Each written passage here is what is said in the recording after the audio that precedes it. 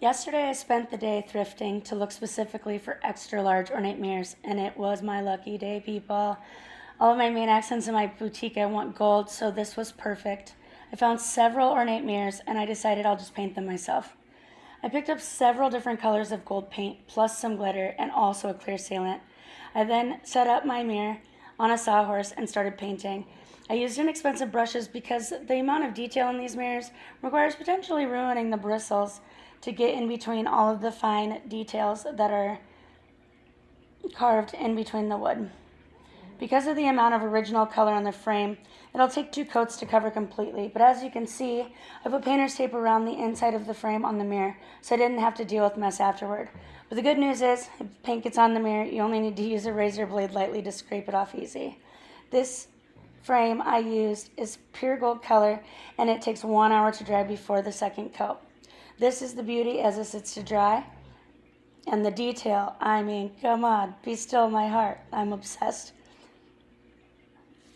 As that mirror is sitting to dry, I started taping off other mirrors in preparation for their upcoming facelift. I plan on using a slightly different color of gold for each to be the same, but a little bit different. After an hour, I went back and started adding the second coat. This didn't take as long as I pretty much covered it completely on the first coat. I spent a little extra time making sure that the crevices of detail were filled completely and that none of the original paint was exposed. I really wanted to make sure that this mirror was perfectly painted because once I hit glitter, I'm not going to be able to redo it after that's added. I went around the mirror and rechecked it a few times to ensure that it was exactly the way I wanted it, and hello, success. So the next, glitter. It's kind of hard to see how fast this time lapse is, but I took my loose gold glitter and poured it into the palm of my hand and then blew it onto the wet paint that I just put down. This is how this beautiful masterpiece turned out. Come on, this is wonderful. Beauty. This step may have done backwards, but remembering I needed to clear coat the acrylic and lock down the glitter, I didn't want to get that on the actual mirror, so I took an old magazine and covered the glass. Well, here's the last step. I bought Mod Podge clear acrylic sealer to spray over the paint and glitter combo. This spray is glossy and allows the glitter to still shine through without dulling the sparkle. The easiest but most rewarding step in completing a gold goddess of a mirror. I went back through all the areas with a lot of detail in the carvings and made sure all of the paint and glitter was sealed completely. And thumbs up, nailed it. The second frame I'm painting is a little more difficult. It's got a lot more tiny detail, and whomever had this frame before me decided to paint it black.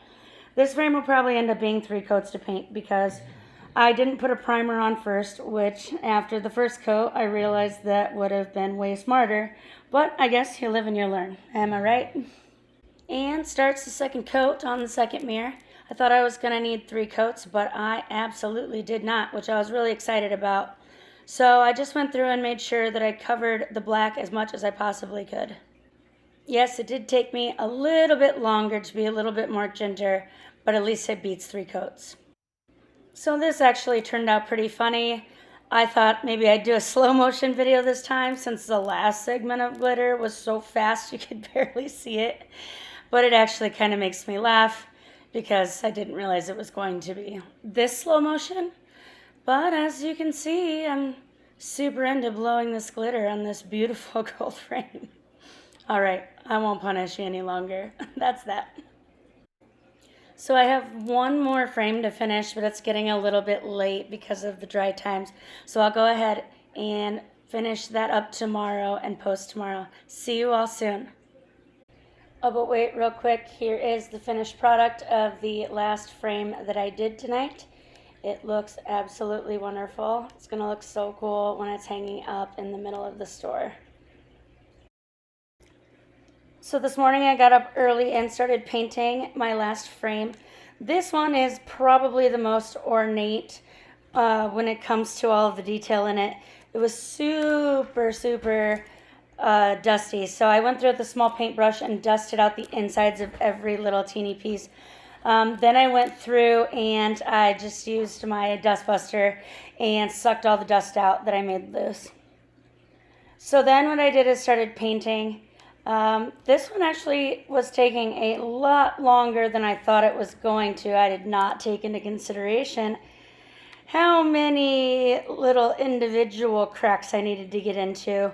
So at one point, I actually ran out of paint, which was funny. So what do? I take another trip to Walmart. On my way to Walmart for some more paint because I didn't take into consideration how much more I was going to need. I was already at Walmart once today. Yay. But I wanted to get this project done, so I just went and did it. When I got back, I just continued to work and get all the teeny cracks filled.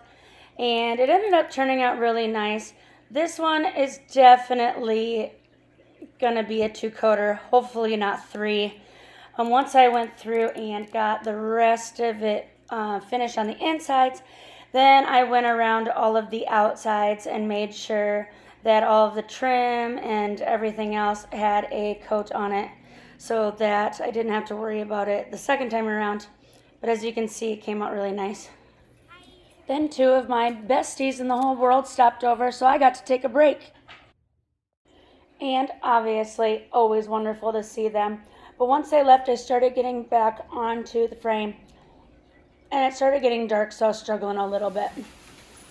But this morning I woke up and decided to finish the rest of my mirror. Got the rest of the coating done, put all of the glitter on, used extreme glitter this time, and this is how this one turned out. So pretty. So all in all, after boring y'all with all of this, these are how all of my beautiful frames turned out. They really did turn out fantastic, all of the different sizes. I plan on using 2 of them in the dressing rooms, 1 right outside the dressing room, and 1 in the center of the store for people trying on jewelry and hats and accessories and such. I just want to talk really quick that you don't have to go and buy expensive things online. You can thrift anywhere and get good deals.